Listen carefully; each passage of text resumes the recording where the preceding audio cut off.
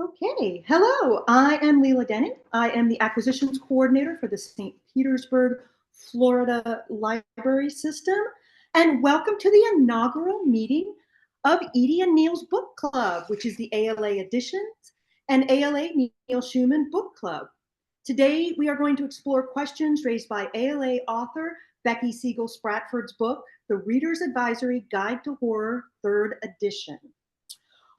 With Becky, and we have a panel of great horror writers. Our panels include Horror Writers Association trustee and poet Linda Addison, who is the author of How to Recognize a Demon Has Become Your Friend and Consumed, Reduced to Beautiful Gray Ashes. Gabino Iglesias, author of The Devil Takes You Home and the recently released House of Bone and Rain, which did receive stars in both Booklist and Library Journal.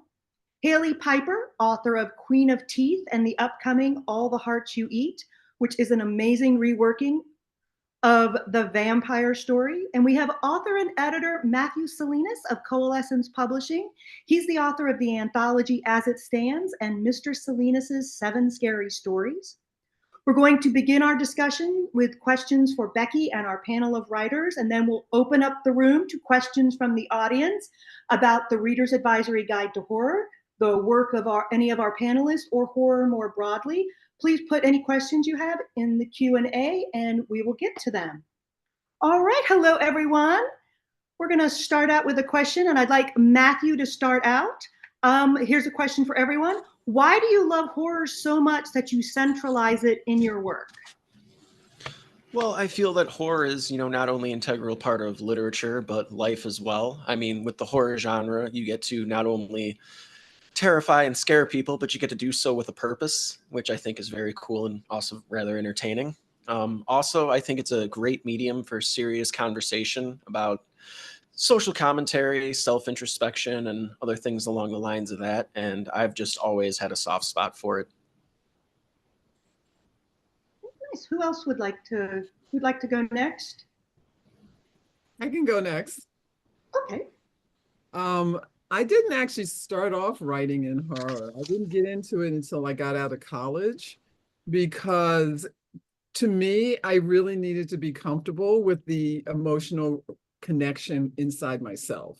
And I'd had a pretty tough childhood. So by the time I got out of college, I felt comfortable enough psychologically to get to it, because for me, it's very personal. It's very much a way for me to express my frustrations, my anger, in a way that tells a story that brings some beauty to the sound, but at the same time, so that's why I consider myself psychological horror, more or less. And it's a way to connect to my emotions and also connect to the reader. So that's why I love it. Okay, how about you, Hailey? Horror is, as Matthew said, horror is a part of life. So for me, horror fiction has always kind of been a refuge from horror reality. It's where I feel most comfortable, and it feels like the most natural place of expression for me. Okay. Gabino? I have a little bag. I have a collection of answers, and depending on where I am, I pull from them and I go, horror is the best genre because it allows us to do whatever we want and talk about bad things in a good way, or it teaches us empathy, or I fell in love with horror as a child, but I may or may not have written an essay recently for Becky, and she got me thinking about this, and then I realized, how could you not write about horror when life is horror? And in that essay, I talked about you come into this world one of two ways. Either you give your mother the gift of pain as you rip her open, or there's a strange man with a mask slicing her open with a scalpel and pulling you out of your dark bliss. So horror is life. We have to write about it. It is everywhere. So that's my new answer. Thank you. You're welcome, Gabino. And my answer is, of course, I've answered this so many times because this is the 3rd edition of my book. And the answer really is, I always liked books that were darker. You know, when we do things in the library world, you know, for Children's Book Month, they say like, who was your favorite author as a child? And at my library, it would be like all these happy things. And I would be like, Shel Silverstein. Everyone's like, Becky, like, you know, and I was just obsessed with Shel Silverstein as a kid. And I didn't understand how dark it was till I got older. But I was always slightly drawn to things that were slightly askew from normal and a little bit darker. I think it added intrigue and thrill to my kind of boring suburban existence. And I just got drawn to it. I was always reading books like that. And it took until a former professor at Dominican University, where I was a student and then a teacher, said to me, you know, they need a new book for the line, and I think you'd be great at it. And I was like, but do I know a lot about horror? He's like, well, you took my class in Reader's Advisory and it seemed like you did. And it took him to sort of make me to see it. So over the course of the three editions of the book, I've come to terms with the fact that everything everyone has said, right? It is just so central to the human experience. It is an actual emotion that we feel, and to be able to feel something with words on a two-dimensional page or screen and have real feelings is really something that needs to be celebrated, even if the feelings are fear. All right, and to continue with Becky, why should librarians learn about Horror Readers Advisory in 2024, especially through a third edition of your book? Yeah, that's a great question. I finished writing this book during the pandemic, and I am not kidding you. For those of you, some of you heard the story, I was literally finishing some chapters in the fall of 2020 and went outside to take a walk and was hit by a car. So like, I literally like feel like I had my Stephen King moment. So I wrote this book during a pandemic, recovering from being hit by a car. And it came out in 2021. And like I said, it is the third edition, but this third edition is completely different than the second edition. I actually addressed some of the mistakes I made on my own and fixed some of the problems, the problematic nature with the book I had before. It is filled with all of the reasons why people love horror. We talk about that. You know, Gabino said he wrote an essay for me. I do this on my blog. I have a whole book coming out about that as well, because it's so important for library workers to understand why readers love to be scared. Because studies have shown, and they've been published many times, especially through like RUSA and Library Journal, a few other places, saying that it's one of the genres that library workers are most frightened of. So while there are a few hardcore fans of us in that horror for libraries world, overall, readers know or librarians know that readers are coming in looking for horror. They know that, but they don't know how to help them, and they're worried about it. So I provide many examples. All of these people, except Matthew, who I just met recently, and I'm glad to have him, are in my book and are talked about as examples. Their books are held up as examples to explain why people like horror, so that the library worker helping them doesn't have to be scared, but understands the appeal, why people want to be scared, what to look for in these books, how to find that information out through resources and reviews, and to not be scared to suggest a book that maybe you're frightened of. I try to help you with the appeal and all those lists of books, as well as actual, you know, how to go about the Reader's Advisory interview. So I think that it's a valuable tool for any library, whether you're a horror-loving librarian or not. And I actually argue in a lot of my trainings I do with libraries, when you like something, you actually have to listen harder to your patrons, because the reason you like something might not be the reason they like it. I use the book, I use different books. One of my favorites is Outlander, which is really popular with libraries. And it was sold to me as being a time travel and historical fiction. And I read it and I was like, this is romance. I don't want it. Like, you know, and so how we sell a book to people matters. We need to understand that there are different versions of the same book. And while you might love horror yourself, what kind of horror do you like? Do you like the same horror that all these people write? I don't know. And the book will help you figure that out. All right. So I've got another question for everyone, and we're going to start with Linda Addison. What are some recent and past trends in horror that librarians should be aware of? Well, I think back on it. I mean, I've been in the horror field for a long, long time. When it had dinosaurs. So anyway, when I got in, I found that poetry was not very much didn't have a lot of light on it as far as is concerned. And so what has grown since then, to my great delight, is how much more poetry is being published. I mean, Mark Simon and Charlie Jacob were the big poets that I followed when I first started sending my stuff around. And now every year there's just another wonderful explosion of poetry collections.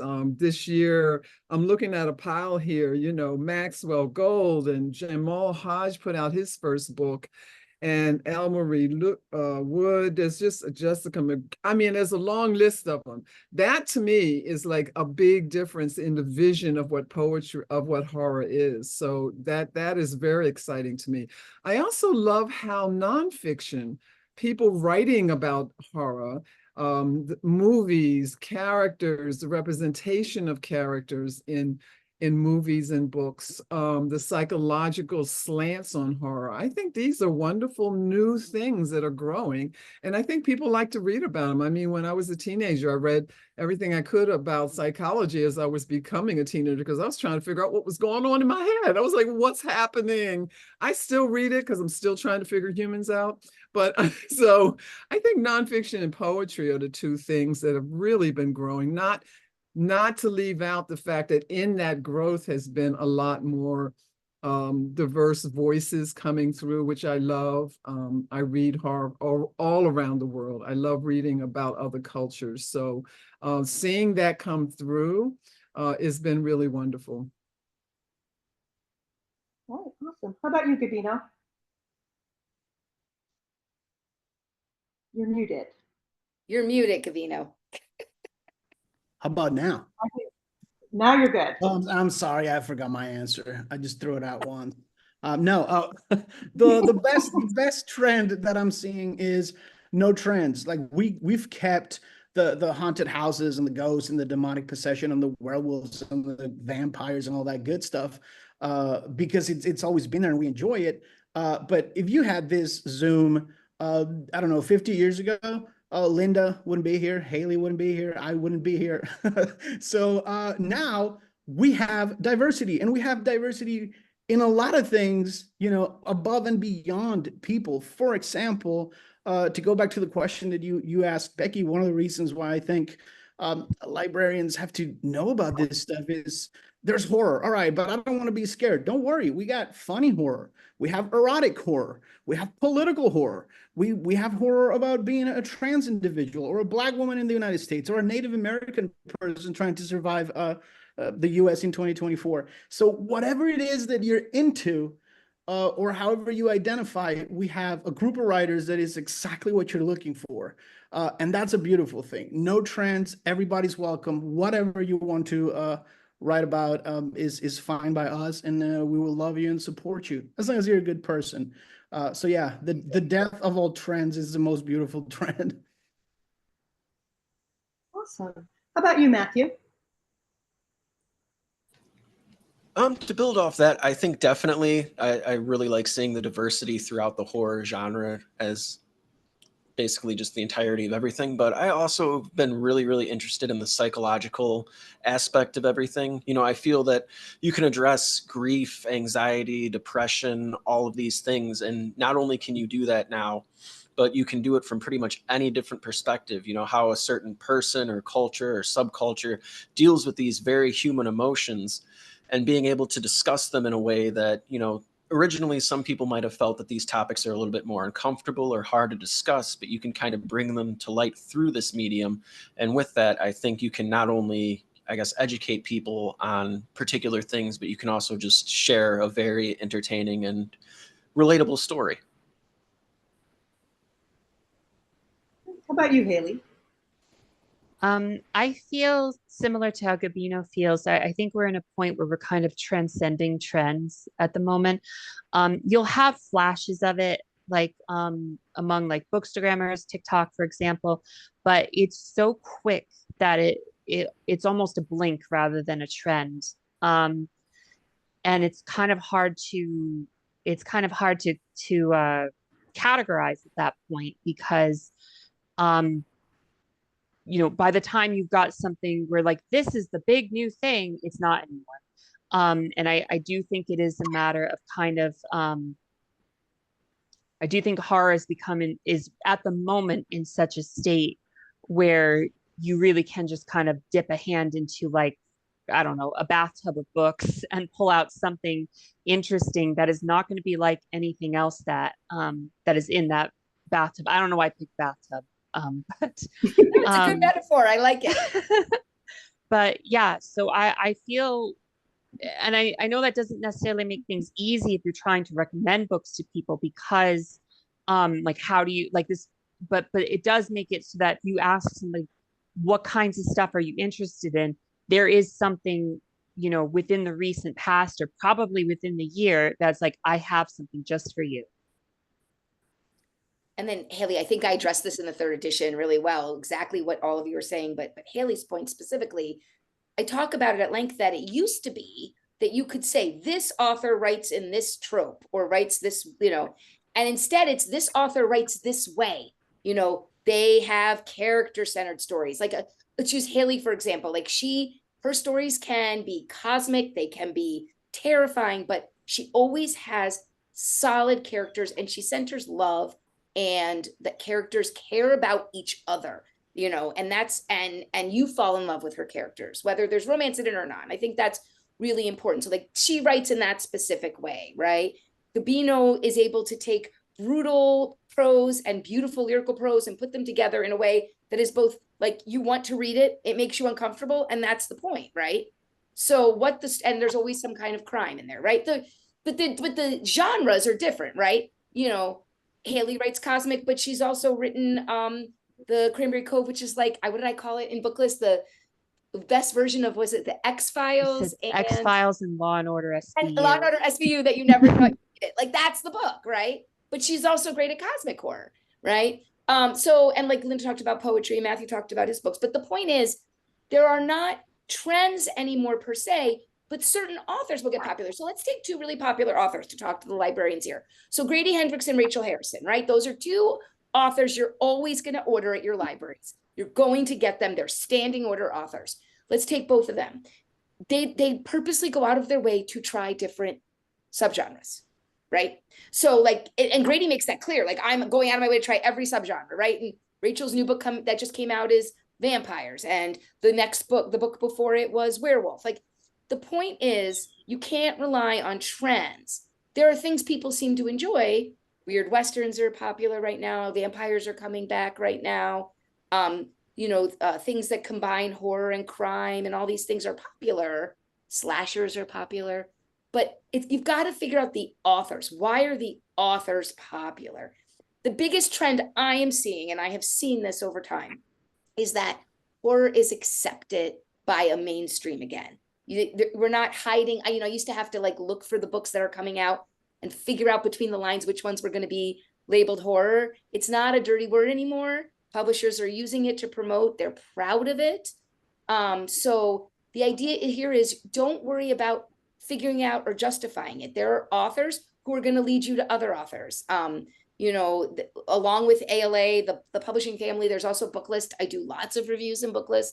I make sure I help you in my reviews and in all the reviews to connect to other books that might be similar, even the ones that aren't obvious, to help you. So again, I know it's harder, but you need to learn about the genre in general, and that's what I do, right? The other thing I want to say, though, there is one trend that I'm out there all the time talking about, and it came up a little bit, but I'm going to expound on it. It's not just the diversity of all voices. It is the use of marginalized experiences to add a new fear level to horror, right? Because when you have people who live with the horror of existing in their bodies, and this has to do, like, goes even to women as well, right?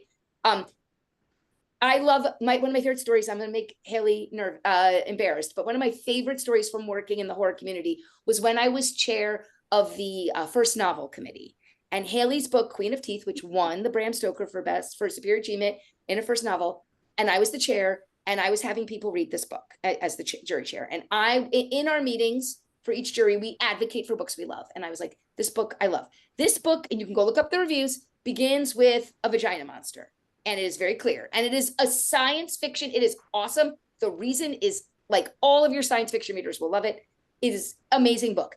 And I literally, there were some white dudes on my committee, and I can't even remember their names, but I remember I had to say in a meeting, they're like, I don't know if this book is for me. I'm like, by the next meeting, I need you to read it, right? That's part of these committee meetings, right? We are advocating for books with each other. I need you to read this book and come back to me. Every single one of them came back and they were like, oh my God, that book was amazing. They thought on the surface it wasn't for them, right? But because it's so authentic, and this happens with all the books, right? I mean, Gabino's novel won the Stoker Award, right? The Devil Takes You Home. And it's most of the people who read it, it's not about them, but it made the fear palpable for everyone. This is happening in a lot of fiction, but in horror, because everyone can understand the fear at the center. And when you bring another perspective, it actually heightens the fear. And I find readers, no matter what they identify as, find that extra level of realistic terror, which goes back to, I think, what Gabino was saying, even more heightened. So, and that book won, and that book came out of our, Queen of Teeth came out of our jury as the #1 selection from the jury. I don't get to see the votes, but I mean, I was not surprised when Hailey won. But sometimes people need that little push, but when you give it to them, they're like, oh crap, this was great. So that is a trend I'm seeing as well. All right, to build on some of this, I'm going to start with Hailey. Why is considering marginalized voices in your horror writing and collection development so important? So this is a difficult question to answer because when you're from a marginalized group, it just feels self-evident that it should matter. And I do feel that we should be, right now we're living in a time where between algorithms, people kind of deciding certain elements of their lives, you can live under a rock if you want to, but that doesn't mean you should. You should experience different elements of the world. You should care about understanding people who are different from you. You should want to, in my opinion, you should be curious. You should be fascinated. We only have so much time in this world. You're only going to meet so many people, and people are so interesting. And I just feel that it is important to do that and put in the effort to seek that out. And I guess in the framework of library stuff is to kind of give that front and center, because certain authors from certain demographics are always going to be prominent. Whether a bookstore has a horror section or not, you're going to find Stephen King. That's not a question. Other, Tanana or Ibdu books are beautiful and incredible, and someone may overlook them, and they shouldn't. They should read all of her books, just as an example. Lila, I'm gonna step in here because I want to say something to the librarians. Hailey's absolutely right. So the thing I hear over and over from people is, well, and this is in all my work with all genres, those books don't circulate, or our most popular authors are Stephen King, James Patterson, and they list a whole bunch of white people, Nora Roberts. But here's the thing. We in the library are not there to show people the books they already knew they could find on their own.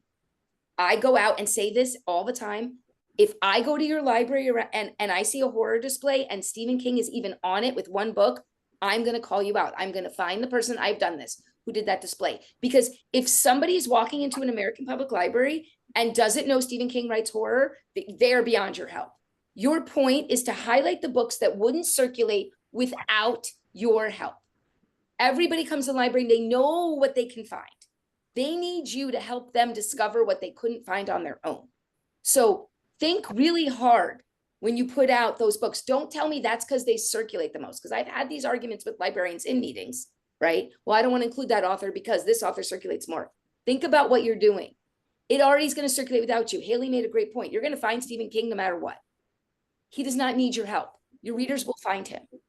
The library is not for finding the things they want to find, or they think they know they will find. It's there for discovery. So your job And quite honestly, go look at the recent award winners. Linda does amazing work for the Horror Writers Association with something called the Sears Table that she started years ago that I promote on my blog for librarians, where she literally just asked the group, she's the editor, she's the force behind it. Tell us about writers we don't know about. Let's publish a list every month. Let's put it on the website for everyone to see it. And we've gone back and looked, and it has helped make our nominee lists more diverse than other genres. Because we're like, hey, you might not know about these people, right? So we have to do the work. And I think it's important to hear from the authors why they think it's important as well. But we have to not make excuses, and we have to do the work to find other voices that are not just the same ones we've heard from all the time. All right. How about you, Linda? Well, as I said, I've been writing for a very long time, and I read everything growing up. But of course, everything I read was, no one looked like me in any of these things, not on any level, all the things I can be. So when I started writing, I really wanted to write something different. And I have continued to do that for many years now. When people invite me into an anthology, and I've done almost 100 of them, they know they're going to get something different. Don't ask me if you don't want it. I'm just saying, even I did a story for a predator anthology. I did it from a female predator point of view. Why? Because no one had ever done it. I just like doing things different. And I want to do it for the very reason that Hailey said, is that it's interesting. I mean, it's interesting to see what other points of view is. Rather than fear, I'm so constantly curious. And I want to push that on to other people. I think it's important. When you walk into a library, it doesn't matter if, and I lived in libraries. Librarians literally were my angels and saved my life in so many ways I can't even begin. And that's not what this is about, but I'm telling you they did.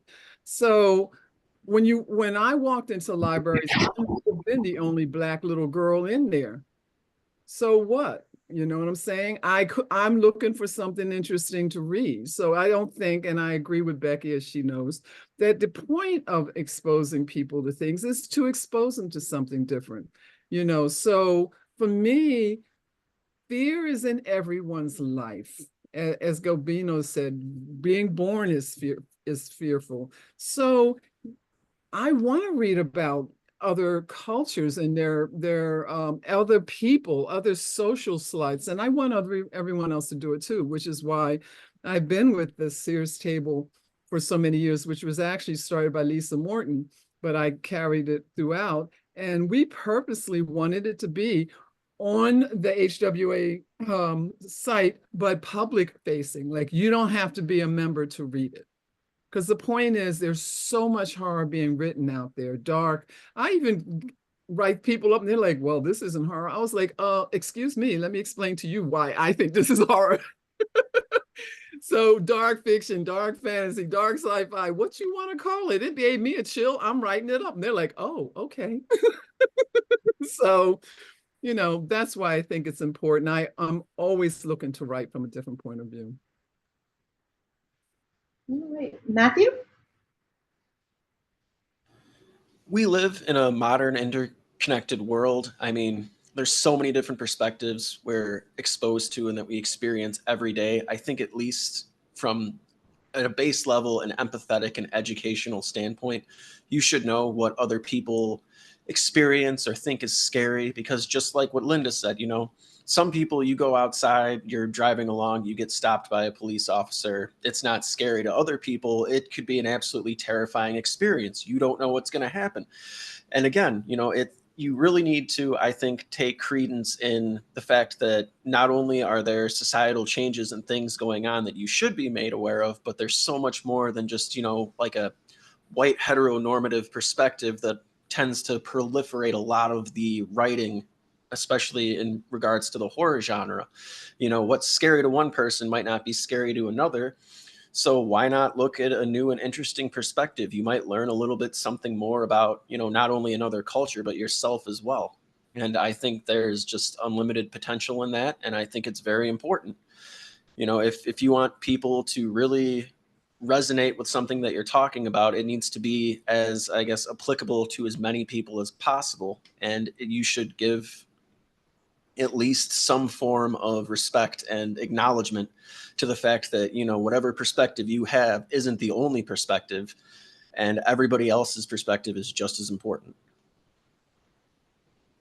Thank you. Gabino.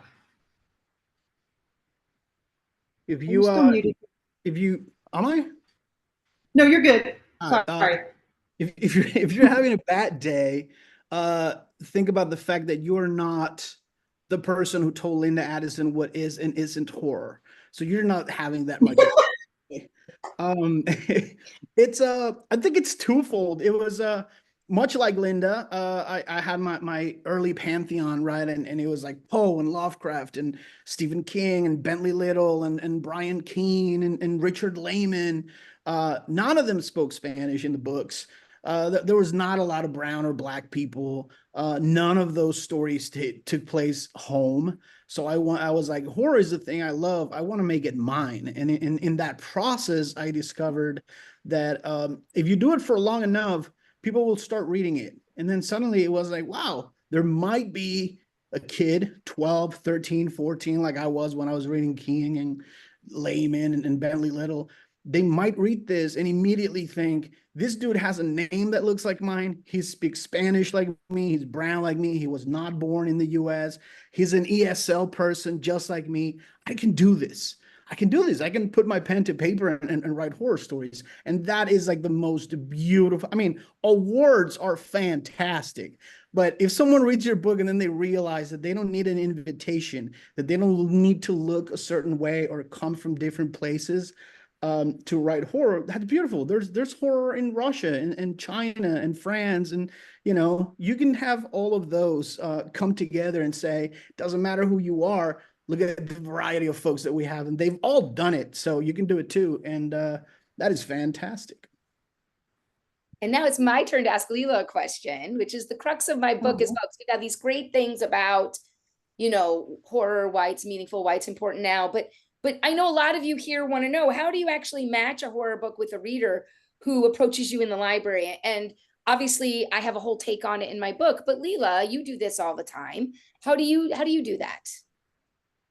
Some of it is, I mean, you know, the most common question I would get at the circulation desk when I had that job was, I read all of Stephen King and Dean Koontz.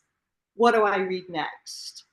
And part of what you have to do is stop and drill down a little bit, because the person who really liked something like The Stand is going to want something different than somebody who really liked Salem's Lot or Pet Sematary. So I usually try to start these conversations by talking about things that maybe that aren't horror if they don't read a lot of horror. Somebody that starts talking about suspense, or they really liked S.A. Cosby's work and all, they would probably love Gabino's work, because it also has that kind of, you know, that dark noir. Gabino calls it barrio noir, but they would probably really love that. You know, if somebody starts talking about, you know, TV shows or things, like you mentioned X-Files, Cranberry Cove by Hailey. If somebody really likes mysteries and likes the kind of interplay between two characters in one of those books, they would love Cranberry Cove. And for a lot of people, I don't think accepting the supernatural part of it is that big of a leap. We know from romance readers, there are people that read the paranormal romances that also read contemporary and read humorous ones. So I don't think readers are as locked in, but you can start with something they like and find out why they like it. One of the stories I always tell people is, somebody told me they wanted a book like Water for Elephants, and they wanted a book about a found family, which is not the first thing I think of when I think about that book. So you kind of have to find out why. You know, it takes a little bit of a conversation, but there's horror for everybody. You and I on Twitter were matching up horror for people that loved Colleen Hoover. Yeah, we were. Yeah. I think that's great advice. It's the whole idea that, right, the same skills you apply to the Reader's Advisory interview, anytime you want to apply here, people get a little nervous because they're afraid about that whole fear factor and gore factor. So in my book, there's a couple things that can help you. I give you a list of words that help as you're looking at reviews. that those of us who review, and Gabino's a reviewer as well, we use words like visceral if it's very or gory versus like atmospheric. So you want to look for those kind of words in reviews, because, you know, we want to use those reviews as a resource as well. But also things like tropes and themes and subgenres. Again, I know I said before you can't rely on them, but sometimes that is a good place to start, right? And in the book, I talk a lot about, I have lists by subgenre, but you will find authors in different lists, which I think is great and important. But I think something that's a little bit more hits home is themes. So things like revenge, right? And things like climate horror, which can be in lots of different types of books. Or what are the other ones I like bad seeds or small towns. Like that's not a genre, right? Grief horror, Matthew mentioned, like that's really big right now as well, right? That's psychological. And I recently was talking about psychological horror somewhere, a little bit in my book, but I've expanded on it more. I did it in my genre preview in Library Journal in July. I talked about how psychological horror used to be like set in a mental institution, right? But now it's not. Now it's more about this idea of like, is the protagonist, are they in their right mind? Do they know what's going on? Are they aware? They may be totally sane, right? That's not the issue, but the supernatural elements are causing them to question themselves and things such as that. So I need people to understand that those are great guides. They're ways to help filter and maybe ask questions. But Lila's exactly right. Use their words back at them. Listen. Band of Survivors. That's a great example in the book. I talk about someone who came up and said, I love The Walking Dead, but I don't read horror.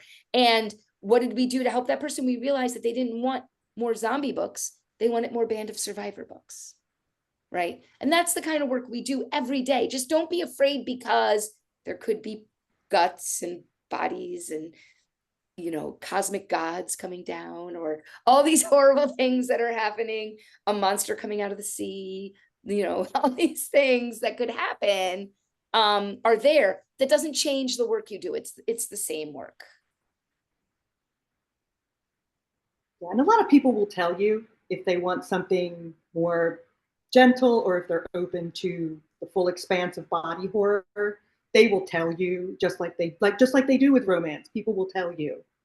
Oh my gosh! So the hotter the better, the bloodier the better. I had a woman who would come in screaming that, Becky, the bloodier the better, the steamier the better. We know this in libraries, right? We know they're going to tell us. Not everyone will, but don't be afraid to engage. Like, be like, I want, and you can say things. You're right, Lila. Like, I don't want to make you uncomfortable. There are some great books here. Often I like pets dying are a thing, right? So everyone knows it's behind me. I talk about the Only Good Indians all the time. I am very clear in that book that a dog will die. But I'm also very clear that you will never look at your ceiling fan the same way again. So now go forth and read, right? And a lot of people, and that's all I tell them, right?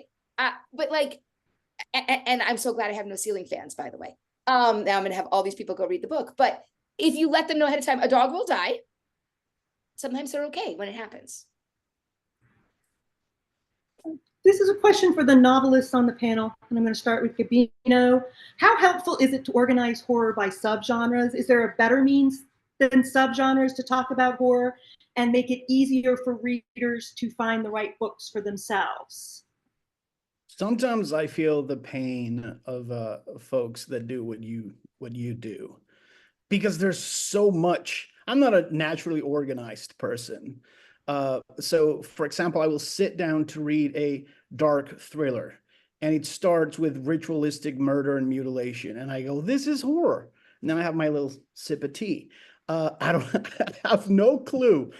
I think it's a very popular term now, but I think some of what you were both talking about is vibes. It's like, what are you in the mood for? I think we use the term mood reader, and everyone's sort of a mood reader. I don't want date and information heavy nonfiction when I just want like a little bit of gore and fun and big monsters destroying cities. But sometimes I want to learn some history, so I will turn to nonfiction and read that book with all the dates and stuff. So I think it's mostly about vibes. What are you in the mood for? If you were going to sit down today and watch a movie, what kind of movie would you pick? Would it be like an Adam Sandler movie, or are you watching The Human Centipede? And those are two different vibes. So we have to find something that fits that vibe. And then the next day, understand that the vibe will not be the same. So now you want something like a series that you watched, or you are in the mood for Narcos. And then it means that you have to know where everything fits. And I think novelists, we're not making it easier for you, because I get feedback from readers, and it's like, this was an amazing story about friendship. And then the next email will be like, how dare you put a trans character in The Devil Takes You Home? That is woke garbage.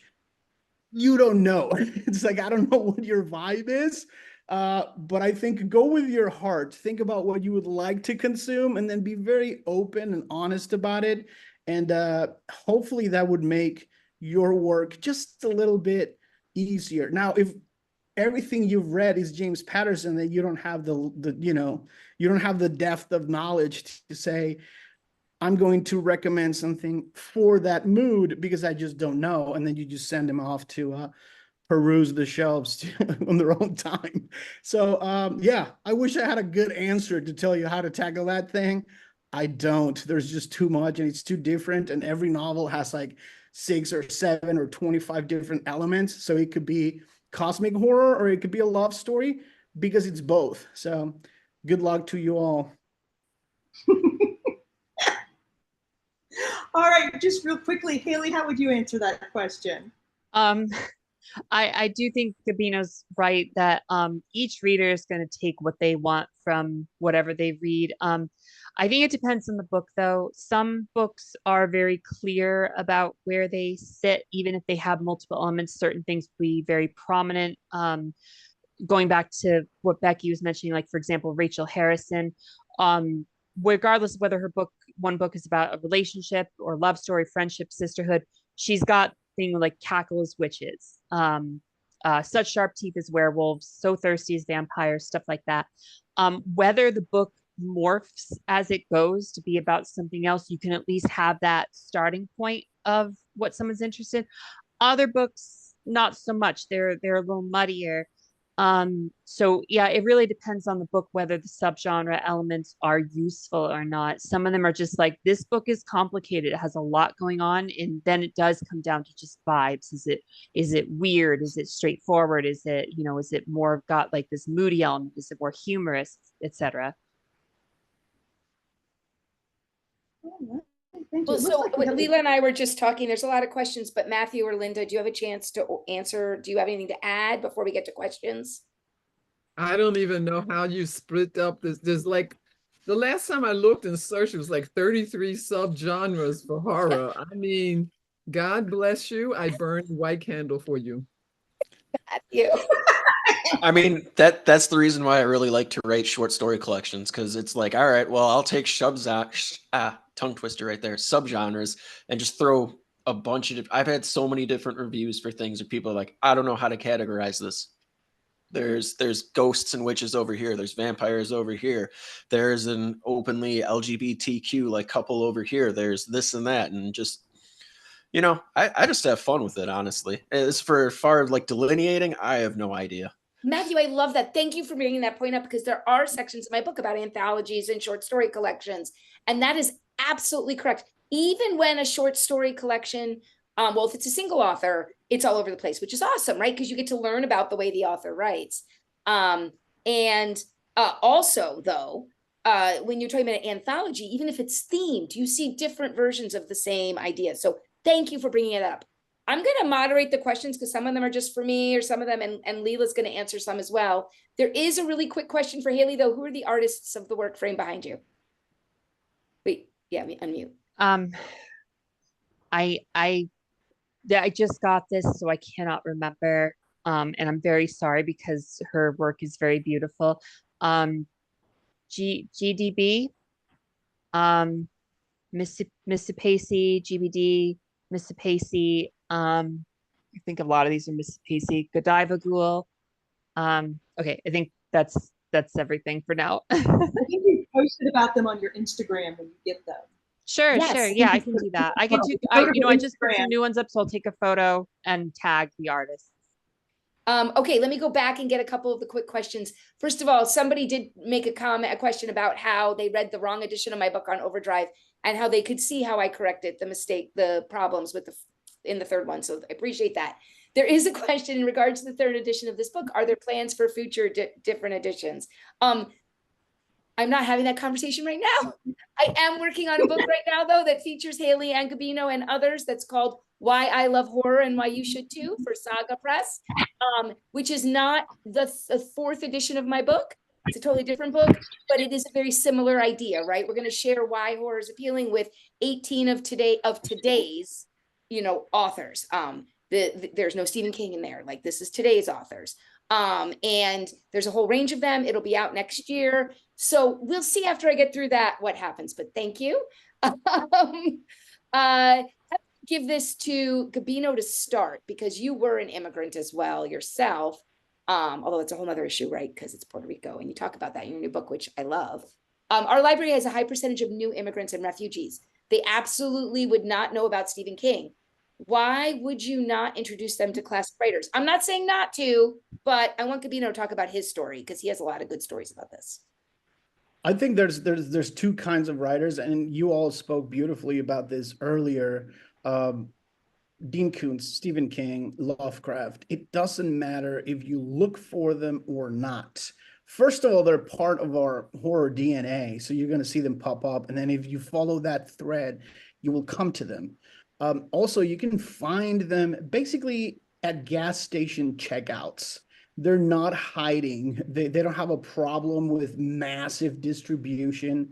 You might see an ad for their book on the side of a bus, on the wall if you're taking the subway. So it's not a matter of, I don't know about them. You will learn. You turn on the TV, and I'm sure that if you have more than 10 channels at any point in time during the day, there is a Stephen King adaptation on TV. So, and they're not shy about, this is a Stephen King adaptation. And there are more coming. If you don't want to watch old movies, hold on, because if he writes down his grocery list, someone will option it and turn it into a movie. The rest of us are not being sold at Walgreens and your local grocery store. So it's more about, hey, if you like this, which you're going to encounter, you might want to check out this folks who are also writing horror, and there might be harder for you to find. I think a lot of us talk about our influences. So even if you don't know about those, go to the acknowledgements, and you have us thanking everyone who came before, and how they shaped us and how they changed our lives with their words. And this is why we do what we do right now. So yeah, it's a hard task for a lot of us, for everyone on this panel, to get the James Patterson, Michael Connolly, Sean Cosby, who came up with me. Sean's a very good friend of mine. But there's only like one per generation. Like, I've been reading Stephen Graham Jones for like 15, 20 years. He wasn't Stephen Graham Jones. Silvia Moreno Garcia was not Silvia Moreno Garcia when she had one book out, right?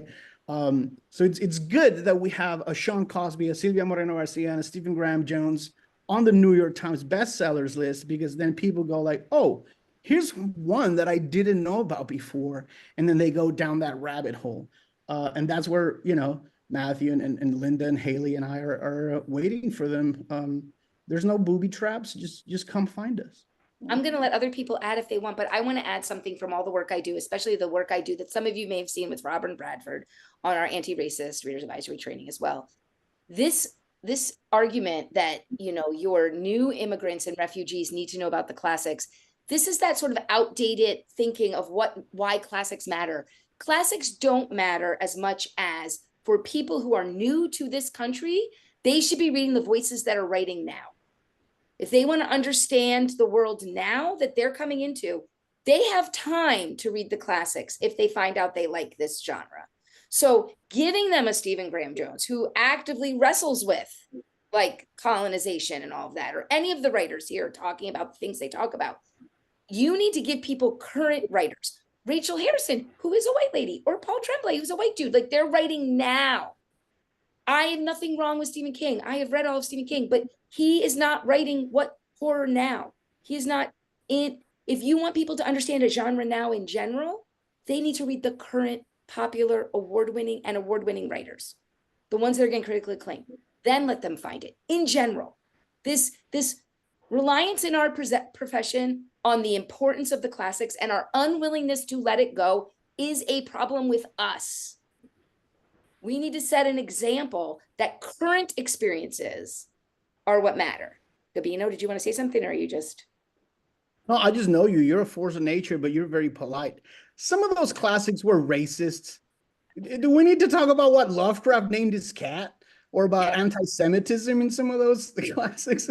Like, reading the classics is fine. It's necessary. None of those folks, Poe is not struggling to pay his bills anymore. So you're gonna get him. You're gonna get him at some point. But there's also that. I don't feel there's a need to push on anybody, writers that are gonna make them feel not welcome. I think there's enough of that already. So read people who are here and they're telling you, like, you can navigate this and here's how I went about it. So yeah.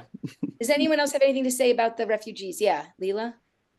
I'm just going to say, as someone who's like in a public library now, in the city I live in, we have a lot of immigrants from Eastern Europe. Obviously, I'm in Florida, so we have a lot of people from the Caribbean and South and Central America. They know about the best-selling authors, generally. They're out there. Stephen King is translated into Spanish. You can get him from any library book vendor.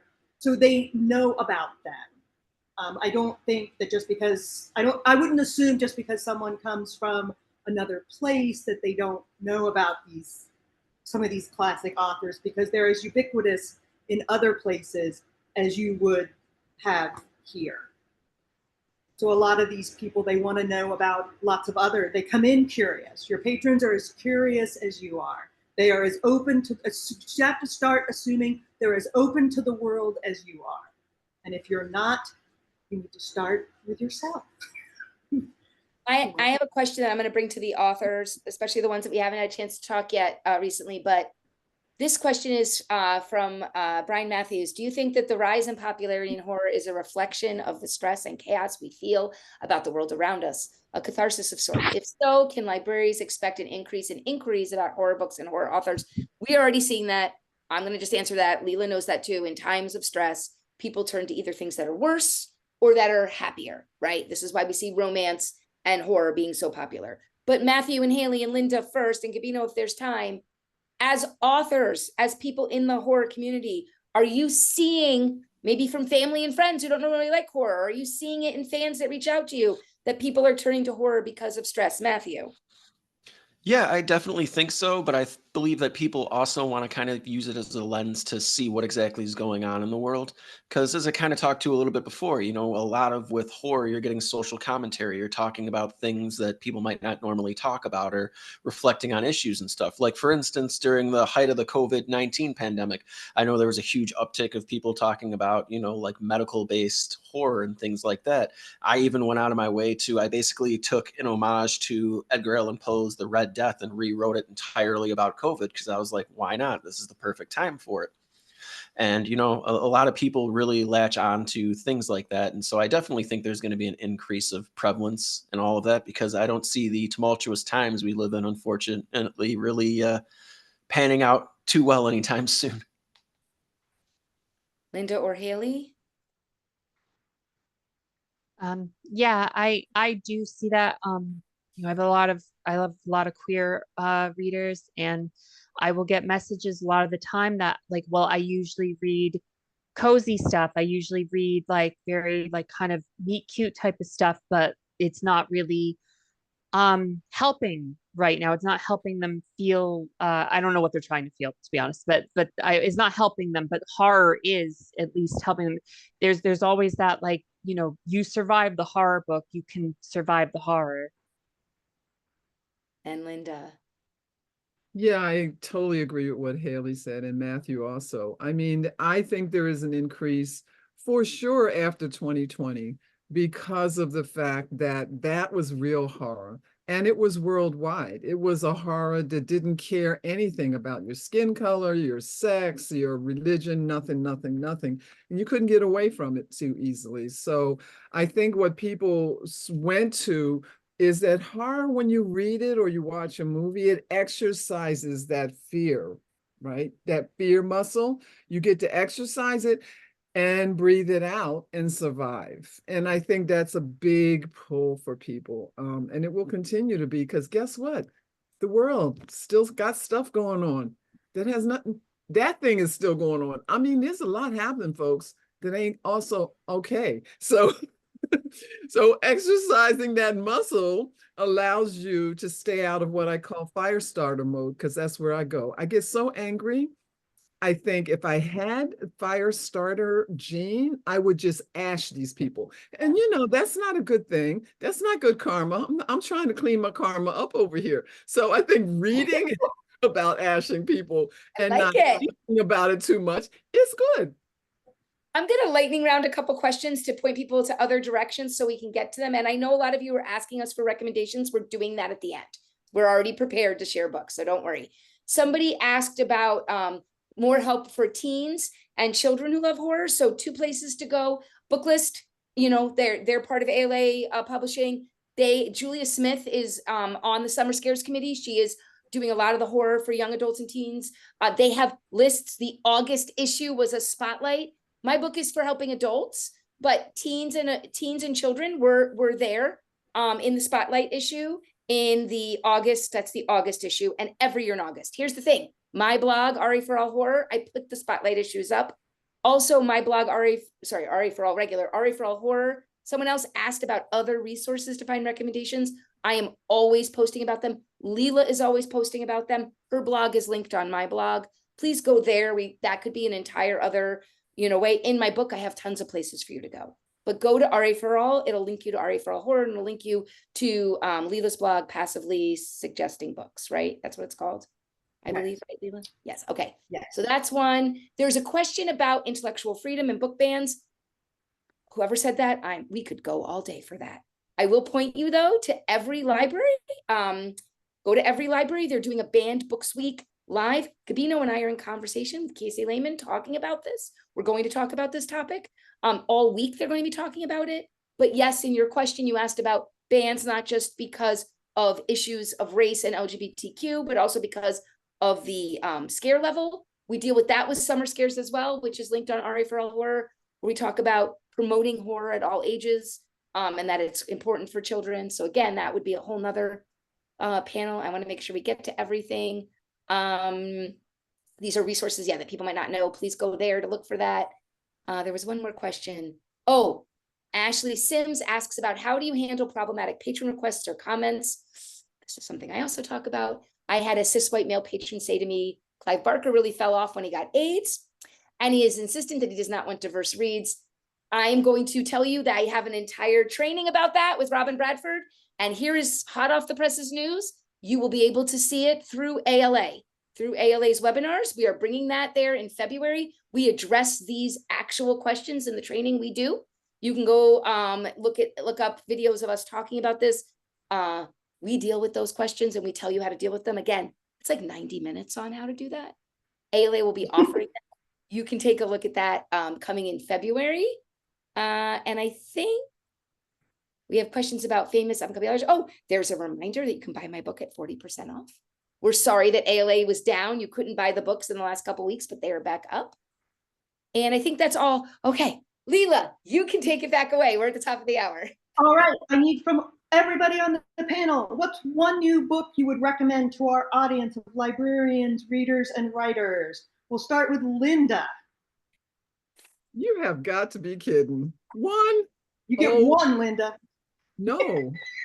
Linda won't. Let Linda have more. She's Linda Addison. I'm going to give you 2. Okay. Don't get the Black woman mad. That's not a good look. Okay. So no. Hey, I'm going to use what I got because often it don't work as a plus. Well, and you're also you're also much taller than me. So I love you, Lila. And I am. I love you too. Anyway, I'm going to give you 2. I got to. I can't pick between these 2, and I have so many more. The Cabins is a new fiction collection that's coming out. It may be, I think it's out already, by Crystal Connors. A lot of people may not know her name. And it's a short story collection, cabin, different versions of going into a cabin in the woods. And the way she wrote it, she does this intertwining concept, which I love, between like an influencer doing videos and reels. It's just amazing. And it keeps the level of energy like right on the edge of the seat. I loved it too much. One other, Fears, an anthology by Ellen Datlow. Why? Because I had a lot of Ellen Datlow. She my buddy. This one is authors writing psychological horror, and that's my thing. So Fears. Thank you very much. Matthew, how about you? Well, at the moment, unfortunately, I haven't had really too much time to read. I've got a 9-month-old, and so I don't think Busy Bear's Pizza Shop really qualifies as horror or anything like that. So I'll honestly be looking to the recommendations of this panel when I, finally have time to get back into reading as well as writing, which is something I'm longing for. But yeah, I wish I could be more informative, but I've been so preoccupied these past few months. That's its own horror. I've had 2 children raised. Hailey. So a book that came out this year, it's a debut that I recommend everyone reads, is The Eyes Are the Best Part by Monica Kim. It is, I think for some people, it's probably a little gruesome. They should read it anyway. It's a very important book, in my opinion. For a lot of us, it's kind of baseline gruesome. It's just fine. For the kids, they should read The Devil Takes You Home by Gabino. I'm kidding. Children, there's a child in it, right? Oh God. But yeah, The Eyes Are the Best Part by Monica Kim. For those who don't know, that's Gabino. It's my work is for the children. I will say that. Hailey's the best, but she stole one of mine. So and I get to say 2 because Linda's my buddy, and then she'll come get you if you mess with me. First, Leila Martinez's Woodworm. It is absolutely fantastic. It's short, it's weird. There's like murderous shadows in the hallway and something under the bed. It's what happens when Goosebumps grows up. It's that kind of novel. And I just finished Brian Evanson's latest collection, Good Night, Sleep Tight. Every time someone starts with the horror isn't capital L literature. We don't have a Hulk, but we have a Brian Evanson. So shut up and go read that. There's an ongoing joke that, not a joke, I think she's on here, Susan McGuire, my editor at Booklist, where I told her if she ever puts the word literary in front of the word horror, I quit immediately. And she knows. And there are times when she comes back at me, challenging me on it. So you get to hear about me all the time about the books I love, right? Because I write for Booklist and Library Journal. So I'm picking a book that I did review in Booklist, since this is an ALA Publications webinar that nobody mentioned. And also because it's a novella, which I feel like often at times is the best way to read horror, because you can sit and do it in one sitting. So this book is not out yet, but my review came out and it was a star review, and it's Coup de Grace by Sophia Ajram. I think that's how you say her last name. Is that correct? Yes. This book, you can read my review in Booklist. It's up now. It's a star review, so it's open for everyone to read for free with no paywall. It is gripping. It is a liminal space novel where someone is literally trapped in the Montreal's subway stations. It is both bleak and gray and boring, and also visceral and alive. It is the best representation I've ever read of any kind of just what it feels like to live with illness, whether it's mental illness or physical illness. And I just dare anyone to read this book and not come away somehow touched by what you read. It is an experience. If you want to try horror that is an experience and feel it, this is the book. I had to stop reading at times and just take a breath and move away from it. But yet it was fantastic. And I am really tough on endings. You will not get a star from me if I don't like your ending. That's not the only reason, but it has a very good ending, realistic for what it is. So that is my pick. It comes out next month. And it was highlighted by Crime Reads on their books to look out for fall. Oh, good. So if you are looking at resources for suspense and thrillers and mysteries, you are going to see horror sprinkled in there, and so are your patrons. Just like to remind everybody to check out Gabino's new book, House of Bone and Rain. Becky and I both loved it. And Hailey has a new book coming out called All the Hearts You Eat. It is an amazing retelling Loved it. of a vampire story. And Becky's right, Hailey's characters are some of the best. Even And the this book terrible is like ones. a 5-act opera. Like give this book to people who like opera. Like if they like Wagner, like give them this book. Like that's the experience you're in for. It's awesome. Yes, Linda. I don't have a new book coming out this year, but in October, the Bestiary of Blood anthology is coming out, and I wrote the most emotional hard story is in there, but a whole lot of amazing stories. Well, thank you. Thank you very much. And Matthew, we hope you get back to writing. Babies are hard and horrifying. It's been a great process. So Lila I've the mother. really enjoyed being a dad. It Thank is, you for know. coming, Matthew. Thank you, Thank everyone, you. for doing this with me. Yeah, And no, thank thank you, you for- everyone, for your If questions. you enjoyed this discussion and you don't have a copy of the Reader's Advisory Guide to Horror 3rd edition, remember there is a promo code, ENSEPT. It's at alastore.ala.org. You get 40% off the book. The code can be applied at checkout. Edi and Neal's book club meets at 1 p.m. Central Time, Wednesday, October 16th, to discuss questions raised by Dr. Leslie S.J. Farmer's impactful community-based literacy projects. Visit alaeditions.org/book club to register for that program. And I'd like to thank Becky and Linda and Gabino and Hailey and Matthew and everybody in our audience for participating in today's program. Everyone, enjoy your day, and thank you again for coming.